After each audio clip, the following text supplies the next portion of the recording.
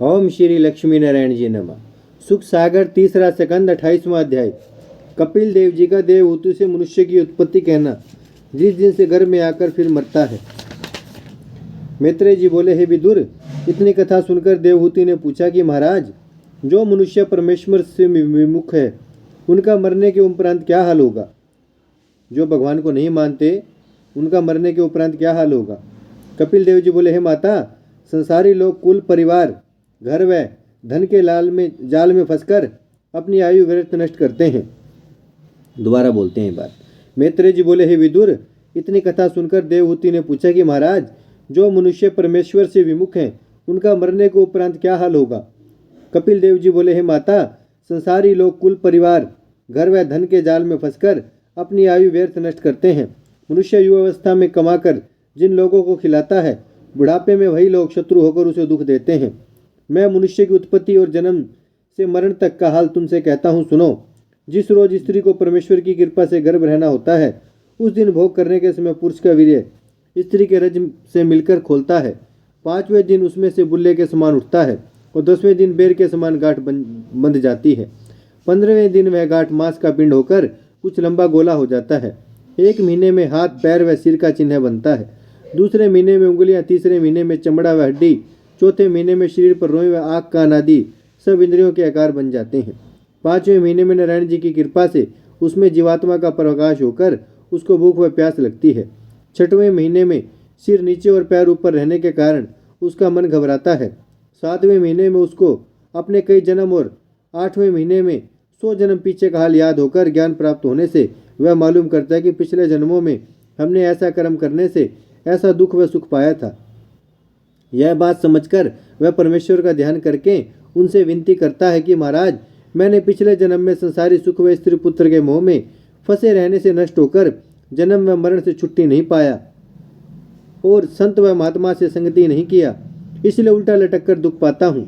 इस समय मेरे ऊपर कृपा करके इस नरक कुंड से मुझे बाहर निकालिए। अब मैं तन मन से तुम्हारी सेवा में तत्पर रहूंगा, पर ऐसी दया कीजिए कि यह ज्ञान मुझे ना भूले और संसार में ऐसा काम करूं जिसमें जन्म व मरण से छूट जाऊं। जब 9वां व 10वां महीना हुआ तो वायु जोर करके उसको बाहर निकाल देती है। गर्भ में कन्या बाईं और पुत्र दाहिनी कोख में रहता है। जब पृथ्वी पर बाहर गिरकर रोता है, तब परमेश्वर की माया से पिछले जन्मों का ज्ञान उसे भूल जाता है। वह बालक छोटी अवस्था में भूख प्यास लगने पर जोर रोने के सिवा बोल नहीं सकता। बिछोने पर मलमूत्र करता है। जब तक कोई उसको नहीं उठाता, तब तक उसी में पड़ा रहकर कष्ट पाता है। उसके माता पिता मलमूत्र को धोकर उसे गोद में लेकर प्रसन्न होते हैं। जब उस अवस्था से सियाना होकर 5 वर्ष का होता है, तब उसके माता पिता विद्या सिखाने के लिए गुरु को सौंप देते हैं। वहाँ विद्या सीखने में मारपीट खाता है, इच्छा पूर्वक खेलने नहीं पाता। जब 16 वर्ष की अवस्था में तरुण होकर अच्छा गहना व कपड़ा पहनता है, तब अभिमान से काम, क्रोध और मोह में फंसकर अपने बराबर दूसरे किसी को नहीं समझता। कदाचित कंगाल हुआ तो दूसरे को अच्छा गहना व कपड़ा पहने और उत्तम पदार्थ खाते देकर ढा करता है। विवाह होने के उपरांत घर में स्त्री आने पर कमाने खाने की चिंता में दिन रात विकल रहकर अपना जन्म व्यर्थ गवाता है। जो मनुष्य पिछले जन्म में कुछ दान व धर्म नहीं किए रहता, वह मनुष्य अधिक कंगाल होकर 8 पहर पेट भरने के लिए चिंता व दुख उठाता है। ध्यान से सुनने की बात है। जो मनुष्य पिछले जन्म में कुछ दान व धर्म नहीं किए रहता, वह मनुष्य अधिक कंगाल होकर 8 पहर पेट भरने के लिए चिंता व दुख उठाता है। जब लड़के बाले उत्पन्न होते हैं, तब उनकी प्रीति में फंसकर अनेक तरह से झूठ सत्य बोलकर कमाई करके उनका पालन करता है। जब तक सामर्थ्य रहती है, तब तक स्त्री और लड़कों को अपना समझकर उनका पालन करने के लिए सब तरह के दुख उठाता है। अपने परिवार में किसी मनुष्य के मरने से इतना रोता है जिसका वर्णन नहीं हो सकता। अपनी स्त्री के वश में रहकर माता पिता को कठोर वचन कहकर दुख देता है, पर लोक का डर नहीं रखता।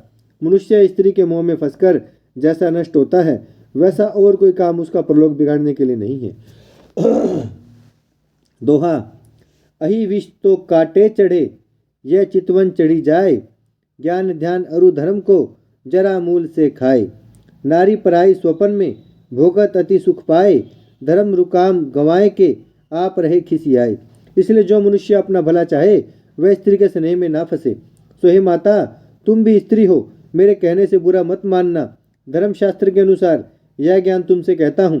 जब तरुणाई बीतकर बुढ़ाई आती है तब आंखों से कम दिखाई देता है, कानों से सुनाई नहीं देता, कमाई करने की सामर्थ्य नहीं रहती, तब घर में पड़ा हुआ लंबी सांस लेकर पछताता और कहते हैं कि अब मैं अपने लड़कों का किस तरह पालन करूंगा। जो कंगाल हुआ वह उस समय खाने व पहनने का बहुत दुख पाता है। जिसके बेटे कमाई करने वाले हुए वे अपनी स्त्री समेत उस बूढ़े को शत्रु के समान समझते हैं। उस अवस्था में जब वह बूढ़ा अपने काम के लिए किसी से कुछ कहता है तब उसे घुड़क कर दुर्वचन कहते हैं। उस समय वह मन में बड़ा खेद करके कहता है कि अब मैं बूढ़ा हुआ, कमाने योग्य नहीं रहा, इसलिए ये लोग जिनका जन्म भर मैंने पालन किया खाने पीने की शुद्धि भी समय पर नहीं लेते। जिस तरह बैल जब बूढ़ा हो जाता है बोझा उठाने की सामर्थ्य नहीं रखता, तब बनिए लोग उसकी नाथ काट कर वन में छोड़ आते हैं। दोहा सींग झड़े अरु खुर घिसे, पीठ न बोझा ले, ऐसे बूढ़े बैल को कौन बांधी भूस दे। हे माता, उस समय वह बूढ़ा यह दुख देखकर परमेश्वर से अपनी मृत्यु मांगता है, पर आयु संपूर्ण हुए बिना मृत्यु नहीं आती। उसके बेटा और पोतहू पहले आप भोजन करके पीछे से भिक्षुकों की तरह कुछ उसको भी खाने को दे देते हैं। जब बुढ़ापे में कोई रोगादिक उसे होता है तो कोई घर वाला मनुष्य उसकी सेवा नहीं करता, 2 घड़ी उसके पास बैठने का भी साथी नहीं होता, वह बेचारा अकेला पड़ा रहता है। जब किसी से भोजन व पानी मांगता है तो वह जानबूझकर चुप हो जाता है, उसकी बात का उत्तर नहीं देता, उसे दुर्वचन कहता है। ये सब कष्ट उठाकर जब उसके मरने का काल निकट पहुंचता है तब कफ पित्त वात से उसका गला बंद हो जाता है, शुद्ध श्वास भी नहीं निकलती। उस समय पाप करने वालों से यमदूत कहते हैं कि जिसके लिए तूने यह सब पाप बटोरा था उनको अब अपनी रक्षा के लिए बुलाओ। जब वह बोल बंद हो जाने से उनको उत्तर नहीं दे सकता और न किसी को बुला सकता है, तब अपनी करनी याद करके आंखों से सबको देखकर रो देता है। जब यमदूत अपना भयानक रूप दिखाकर धमकाते हैं तब उनके डर से उसका मलमूत्र निकल जाता है, उसके सिवा दूसरे को वे दूत दिखलाई नहीं देते। उस समय परिवार वाले जग को दिखाने के लिए झूठी प्रीति प्रकट करके रोते हैं, इसलिए उसका मन और अधिक घबराता है। उस रोने पीटने के शब्द से यमदूत उसे और बहुत दुख देते हैं। उस समय परमेश्वर का नाम व कथा व कीर्तन उसको सुनना और गंगा जल, तुलसी, शालग्राम का चरणामृत उसके मुख में डालना और साधु वैष्णव के चरणों की धूलि उसके शरीर पर लगाना उचित है। सो किसी से नहीं बन पड़ता, केवल दिखावे के लिए रोना जानते हैं। ओम श्री लक्ष्मी नारायण जी नमः।